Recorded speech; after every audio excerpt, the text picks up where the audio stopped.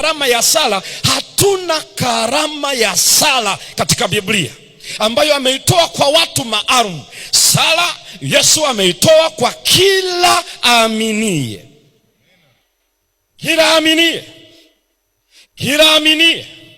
Kama ingekuwa ni swala la mahitaji yako, kwa ajili ya mkate, kwa ajili ya maji, kwa ajili ya afya, kwa ajili ya nini, Mungu hawezi kukunyima wewe mpaka apitie kwa mchungaji Semba. Ni utapeli unaoendelea. Na narudia jambo hili ya kwamba anakuzurumu fursa yako, kwa sababu unapoomba juu ya mahitaji, sio kwamba Mungu hatendi mpaka umesema, ila unaonyesha shukurani. Kuishi kwako ni yeye, na unamshukuru kwamba hata kuwepo tu hai, maana yake umekunywa maji, maana yake umekula chakula. Hii ni kusema hivi, na kutegemea. Kwa hiyo unapojiondoa kwenye fursa ya sala kwa ajili ya mahitaji yako na kuruhusu mwingine ndiye afanye kwa ajili yako, unapoteza. Karibu tutaitwa tulete hiki, tutaalikwa tupeleke hiki, tutaalikwa tupeleke kiwati za nyumba, tutaalikwa tupeleke habari ya mafuta, tutaalikwa tupeleke juu ya ile kitu na tufanye hivi, tutaalikwa tupeleke udongo, tutaalikwa tupeleke maji.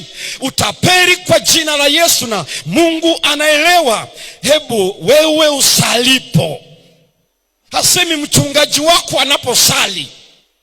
Kanisa sikilizeni, bali wewe usalipo.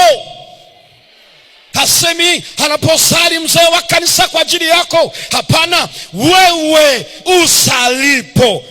Ingia chumba chako cha siri, chumba chako cha ndani, na Baba aonaye sirini atakujazi. Hatuna mahali ambako ni patakatifu sana pa kusikia sala, isipokuwa mahali ambako Mungu amesema nitakutana na watu wake katika jumuiya ya waaminio. Ameita nyumba ya sala. Kanisa ni mahali ambako anakutana na jamii ya watu wengi, lakini wakati huo uwe na aksi, familia yako ni mahala pa sala. Ndio madhabahu ambako anakutana wewe asubuhi na jioni.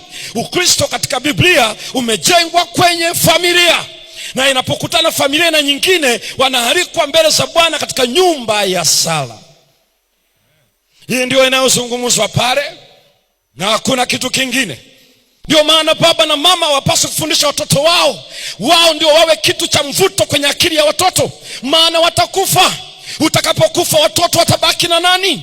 Waelekeze Yesu yu hai, ndiye anayenitunza, ndiye atakayebaki na ninyi. Ndio maana ukifa watasema tutabaki na nani? Tutafanyaje sisi? Baba umefariki.